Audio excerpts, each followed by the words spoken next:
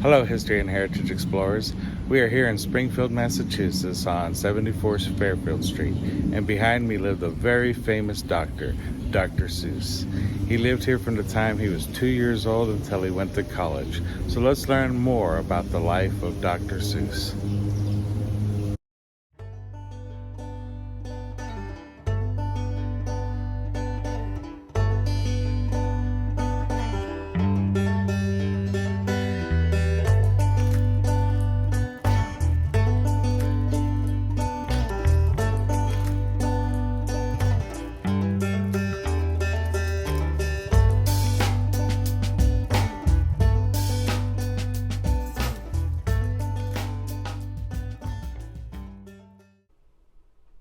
In 1906, Theodore R. Geisel and his wife Henrietta bought this house in the Forest Park neighborhood on 74 Fairfield Street in Springfield, Massachusetts.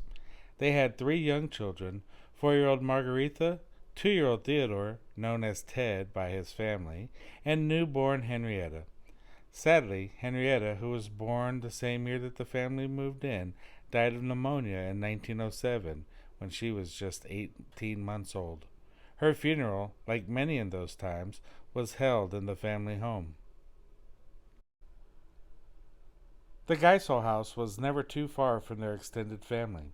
Also living in the neighborhood was Theodore's parents, Theodore and Christina, along with his brother and sister, Adolf and Christine.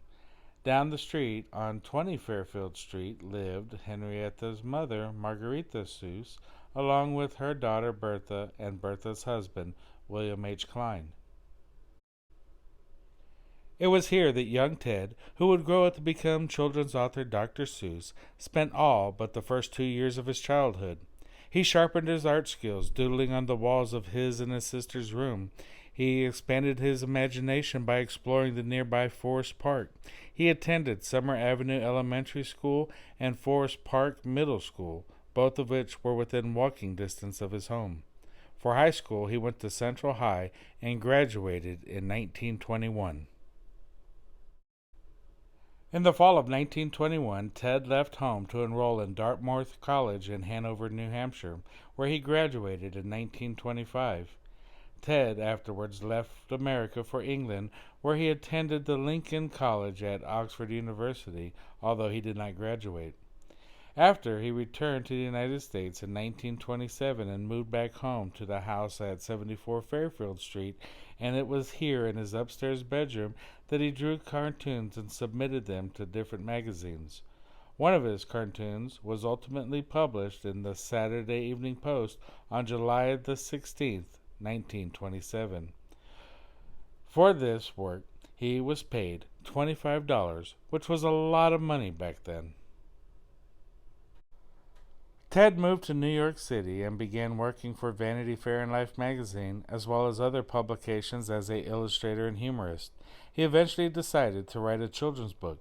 The manuscript he wrote and illustrated was rejected by every publisher that he took it to. Finally, after being turned down almost 30 times, Ted chanced upon a meeting with a friend who was the editor at Vanguard Press. The book, And to Think I Saw It on Mulberry Street, was finally released in 1937. Ted used the pen name for his book. Dr. Seuss, the beloved children's author and illustrator, was born. In 1940, Dr. Seuss released Horton Hatches an Egg. With it, he introduced the style that would define his books, his unique humor, outlandish characters drawn in his renowned style, and his use of words and playful rhymes, like Horton's creed, "I meant what I said, and I said what I meant. An elephant's faithful 100%." The outbreak of World War II led Ted to focus on his efforts on drawing propaganda cartoons for the war effort.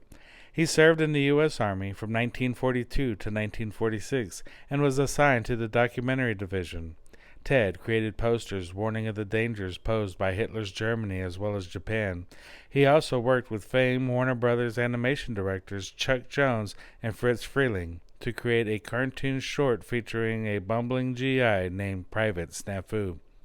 In 1945, he wrote Your Job in Germany, which was directed by legendary filmmaker Frank Capra. In 1947, Dr. Seuss returned to write children's books again, with McElligot's Pool, his comeback release. About a boy who imagines a fantastical marine world while fishing, some of the creatures in his book were also featured in his later stories.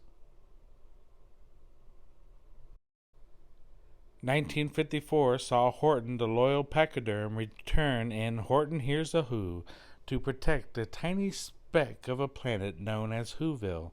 A person's a person, no matter how small, was the message Horton repeats in the story about the rights of the minority and the value of all individuals. In 1957, Dr. Seuss published two of his most popular works. The first, The Cat in the Hat, features a mischievous talking cat who entertains two bored children on a rainy day, giving them more than they bargained for and creating havoc. The other, How the Grinch Stole Christmas, introduces the reader to the Grinch, who lives just north of Whoville. The Grinch wants to ruin Christmas in Whoville, but soon he discovers that the holiday is more than just the material trappings when the town joins hands to celebrate Christmas, even after he had stolen all their Christmas presents, their trees, and the feast. In 1958, Ted founded Beginner Books Incorporated, which in 1960 became part of Random House. From 1960 to 1965, Dr. Seuss wrote a number of books for the beginner reader. One Fish, Two Fish, Red Fish, Blue Fish, as well as Green Eggs and Ham, Hop on Pop, and Fox and Socks, as well as his other works, proved that his children's books could be entertaining, engaging, as well as a valuable tool in the education of all children. The house on Fairfield Street, in which Dr. Seuss grew up, is on the National Register of Historical Places and is now owned by the Springfield Museums, which purchased the property in 2015. Located about 2 miles away from the childhood home of Dr. Seuss is the Dr. Seuss National Sculpture Garden. The garden consists of 5 different statues and sculptures of a few of Dr. Seuss's most beloved characters. A 10-foot-tall Horton, plus the Lorax, Yertle the Turtle, and some of the other cartoon creatures come to life in this playful garden. The largest sculpture is the enormous replica of Oh, the Places You'll Go book, and there's also a statue of Dr. Seuss sitting at his desk with the cat in the hat close by his side. Opened on June the 1st, 2002, this monument was designed by Dr. Seuss's stepdaughter, Laura Drake Diamond Crates, and was created by sculptor and artist Ron Henson. The garden is free to explore and open daily. It is a must-see for anyone who loves the good Dr. Seuss. In 1997, a group called the National Education Association had a wonderful idea: to have a special reading day for children. People loved it, and just 1 year later, in 1998, the first Read Across America Day was held. Because Dr. Seuss is one of the great authors of children's books, they decided to have Read Across America Day each year on March the 2nd, Dr. Seuss's birthday. Read Across America Day is a day to spread the joys of reading. Schools and children all across the United States will do all sorts of things to celebrate this day.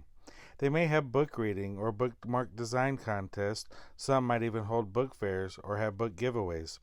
You might not be surprised to find one of your teachers dressed up as a Dr. Seuss character, or even have a slice of birthday cake to toast the good doctor. You might even find yourself in a week-long celebration that has themed days or hallways, while some schools might even hold character parades. But no matter what you do, don't forget, head to your local or school library and announce to the librarian that you need a good Dr. Seuss book. Thank you from the History and Heritage Explorers.